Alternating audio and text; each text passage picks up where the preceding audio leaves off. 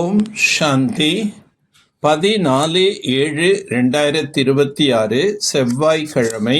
வாணி தரும் வசந்தம்.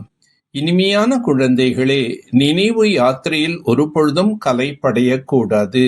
தேக அபிமானம் என்ற புயல் கலையப்படையச் செய்கின்றது. ஆத்ம அபிமானியாக ஆகும்போது களைப்பு தூரமாக விலகி போய்விடும். கோபித்துக் கொள்ளும் சம்ஸ்காரம் என்பது இருக்கக்கூடாது. தந்தையிடம் அல்லது படிப்பின் மீது கோபப்பட்டு விட்டால் 21 பிறவிகளுக்கான அதிர்ஷ்டம் கெட்டு போய்விடும். அதனால் தந்தை கூறுகின்றார், இனிமையான குழந்தைகளே, தேக அபிமானத்துக்கு வசமாகி நான் இத்தனை பேருக்கு புரிய வைத்திருக்கின்றேன், இவ்வளோ உதவி செய்திருக்கின்றேன் என்று தலைகீழான போதை ஒருபோதும் ஏற்பட்டு விடக்கூடாது. பாருங்கள், பாபா எவ்வளோ பெரிய அதிகாரம் உடையவர், இருப்பினும் எவ்வளோ அகங்காரமற்றவராக இருக்கின்றார். ஆகையால் தந்தையை பாருங்கள். இனிமேலும் இனிமையான குழந்தைகளே, நினைவு யாத்திரையில் கலைப்படைந்து விடாதீர்கள். தந்தை மட்டும் நினைவு செய்ய வேண்டும். கலைப்படைகின்றார்கள் என்றாலே தேக அபிமானத்தில் இருக்கிறார்கள் என்பதாகும். இதில் எந்த சந்தேகம் இல்லை. மாயின் தடைகள் ஏற்படும், ஆனால் இதில் கலைப்படைந்து விடக்கூடாது. நினைவு யாத்திரையில்தான் உங்களுக்கு நன்மை அடங்கி இருக்கின்றது. இதில் அதிக புயல்கள் வரும். மாயின் புயல் வருவதன் மூலம் நினைவு யாத்திரை துண்டிக்கப்பட்டு விடுகின்றது. உலகத்தின் மீது இருக்கும் பற்றுதலை முழுமையாக நீக்கிவிடுங்கள். இது சுடுகாடாகும்.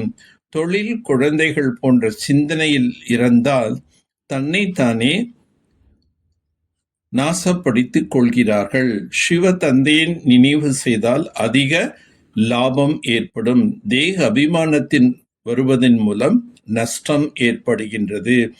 ஆத்ம அபிமானியாக ஆகும்போது லாபம் என்பது உண்டாகும்.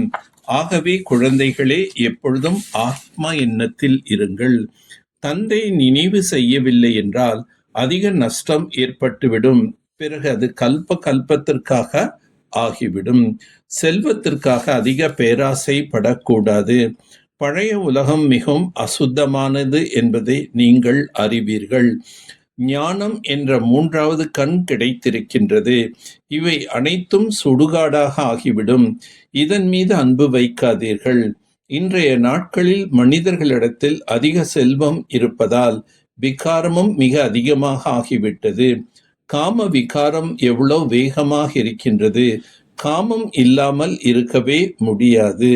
4-5 ஆண்டுகள் தூய்மையாக இருந்துவிட்டு பிறகு பாபா, இன்று இந்த பூதம் வந்தது, முகத்தை கருப்பாக ஆக்கிக் கொண்டேன் என்று கடிதம் எழுதுகின்றனர். எவ்வளோ ஏமாற்றம் அடைகின்றனர். ஒரேடியாக 5வது மாடியிலிருந்து கீழே விழுந்து விடுகின்றனர். தந்தையிடமோ அல்லது படிப்பின் மீதோ ஒருபோதும் கோபித்து கொள்ளக்கூடாது. கோபித்து கொண்டால் 21 பிறவிகளுக்கான அதிர்ஷ்டத்திடம் கோபித்து கொள்கிறீர்கள். மிக நல்ல நல்ல குழந்தைகள் கூட கோபித்து கொள்கின்றனர்.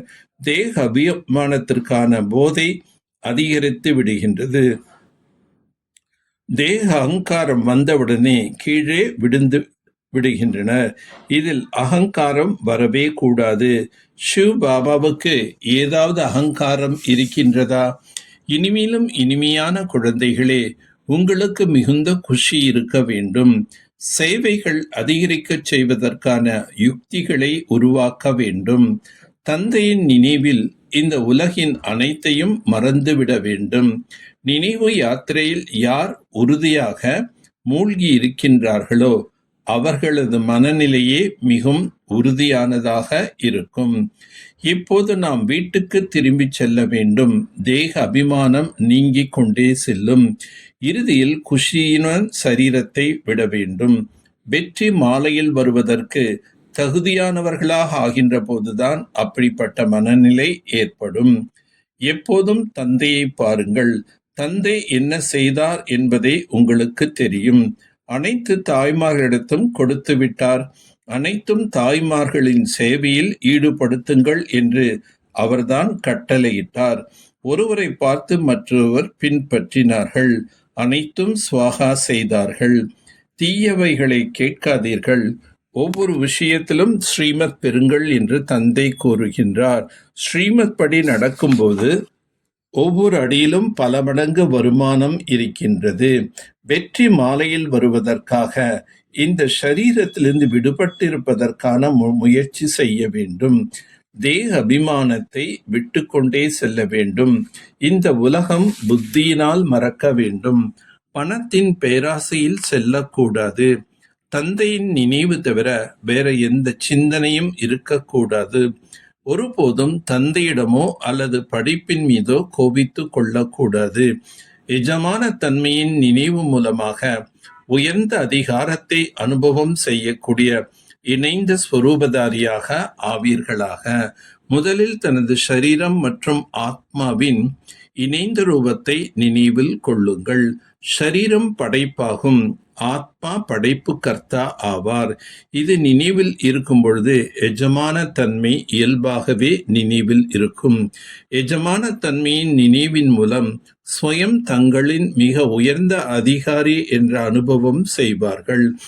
சரீரத்தை இயக்கக்கூடியவர்களாக இருப்பார்கள். இரண்டாவது தந்தை மற்றும் குழந்தை இணைந்த ஸ்வரூபத்தின் நினைவு மூலமாக மாயின் தடைகளை அதிகாரத்துடன் கடந்து சென்று விடுவார்கள். விஸ்தாரத்தை ஒரு நொடியில் உள்ளடக்கி ஞானத்தின் சாரத்தை அனுபவம் செய்யுங்கள் மற்றும் செய்ய வையுங்கள். நினைவு ஜுவாலா ஸ்வரூபமாக ஆகும் பொழுதே நீங்கள் பாபா கட்டேஸ்வர் ஆக முடியும். இதே நினைவு மூலமாக அநேக ஆத்மாக்களின் பலவீன தன்மை நீங்கிவிடும். இதற்காக ஒவ்வொரு நொடி ஒவ்வொரு மூச்சிலும் தந்தை மற்றும் நீங்கள் இணைந்தவராக ஆகியிருங்கள். எந்த நேரத்திலும் சாதாரண நினைவு இல்லாதிருக்கட்டும். ஸ்நேகம் மற்றும் சக்தி மற்றும் இரண்டு ரூபமும் இணைந்திருக்க வேண்டும். நல்லது. ஓம் சாந்தி, ஓம் சாந்தி, ஓம் சாந்தி.